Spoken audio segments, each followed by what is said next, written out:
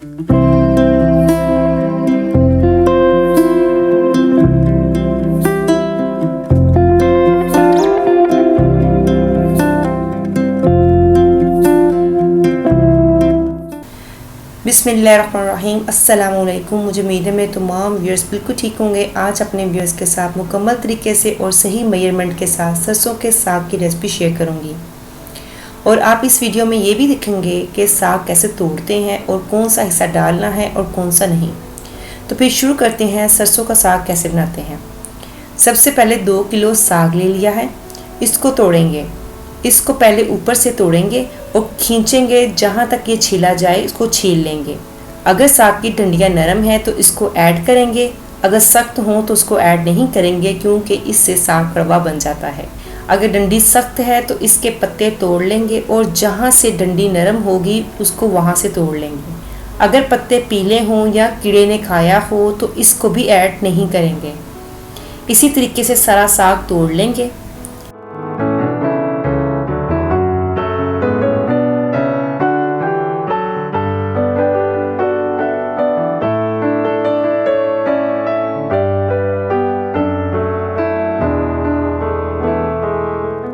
साग को तोड़ने के बाद अब इसकी कटिंग कर लेते हैं। अगर इसकी कटिंग बारीक होगी तो ये जल्दी गल जाएगा और अगर मोटी करेंगे तो गलने में टाइम लेगा। साग को काटने के बाद स्ट्रेनर में डालते जाएंगे। इसी तरह सारा साग काट लेंगे। ये देखिए सारा साग काट लिया है। अब इसको 2 से 3 दफ़ा अच्छी तरह धो लेंगे ताकि सारी मिट्टी और रेत निकल जाए और आप पूरी तसल्ली कर लें कि रेत और मिट्टी निकल गई है। साग को 2 से 3 दफ़ा धोने के बाद एक बर्तन में डाल लेंगे। इसको चूल्हे पर रख कर मीडियम फ्लेम करके इसमें 3 गिलास पानी 2 टेबलस्पून नमक डालकर पकने देंगे।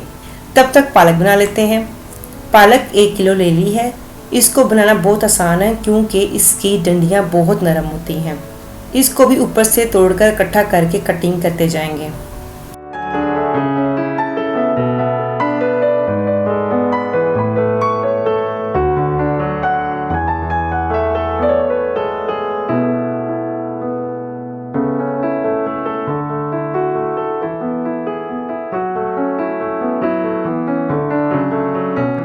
कटिंग के बाद स्ट्रेनर में डालते जाएंगे।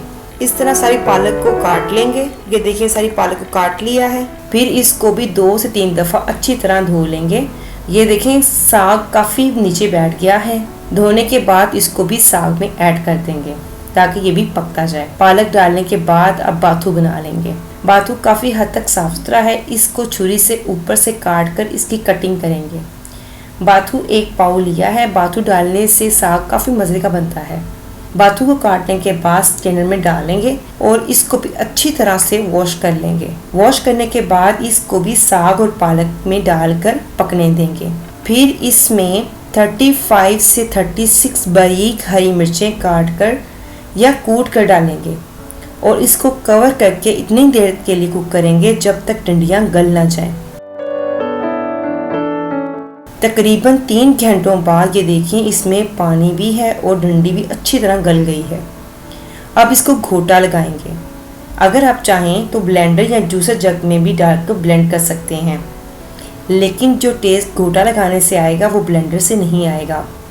मैं यहाँ मिट्टी की हांडी में डालकर घोटा लगाऊंगी।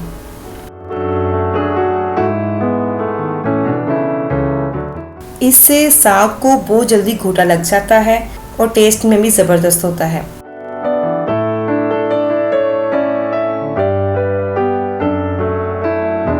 घोटा लगाने के दौरान 4 टेबलस्पून आटा डालेंगे और इससे साग बहुत मुलायम हो जाता है और फिर से घोटा लगाएंगे।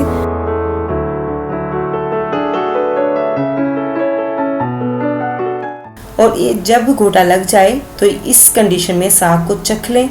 अगर नमक या मिर्च की कमी हो तो तड़का लगाने के दौरान डाल लेंगे।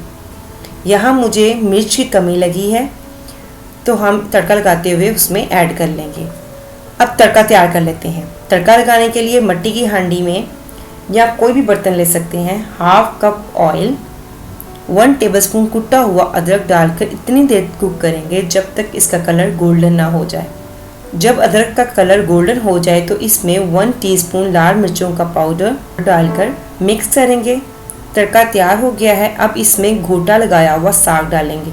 साग डालने से पहले फ्लेम को स्लो कर दें ताकि छींटे नहीं पड़े। आधे साग को मैं तड़का लगा रही हूँ और आधा साग मैं फ्रीज कर दूंगी। अगर आप भी फ्रीज करना चाहते हैं तो तड़के के बगैर फ्रीज करें, इससे जायका खराब नहीं होगा। जब आपका जी चाहे तो उसको निकालें, नॉर्मल टेम्परेचर पर लाएं, तड़का लगाएं और इंजॉय करें।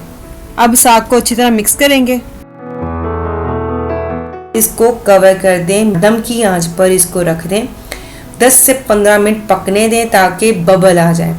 जब तक बबल नहीं आएंगे ये कुक नहीं होगा।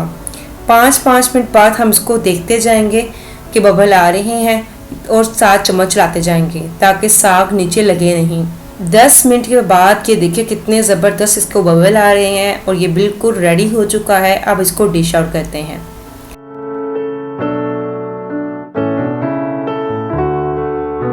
डिश आउट करने के बाद इसके ऊपर 2 से 3 टेबलस्पून ही देसी घी या मक्खन डालें। इससे जो साग का टेस्ट है वो बहुत ज़बरदस्त डेवलप होता है। अगर आपको मेरी रेसिपी पसंद आए और अगर आपने इससे कोई बेनिफिट हासिल किया है तो प्लीज़ लाइक शेयर ज़रूर कीजिएगा। और जो मेरे चैनल पर बिल्कुल नए हैं, अभी तक उन्होंने मेरे चैनल को सब्सक्राइब नहीं किया तो प्लीज़ काइंडली इसको सब्सक्राइब कर लें और साथ वाले बेल आइकन को क्लिक कर दें ताकि मेरी हर नई आने वाली नोटिफिकेशन बआसानी आपको मिल सके। अपना ख्याल रखिएगा, हमेशा दुआ में याद रखें। अल्लाह हाफिज़।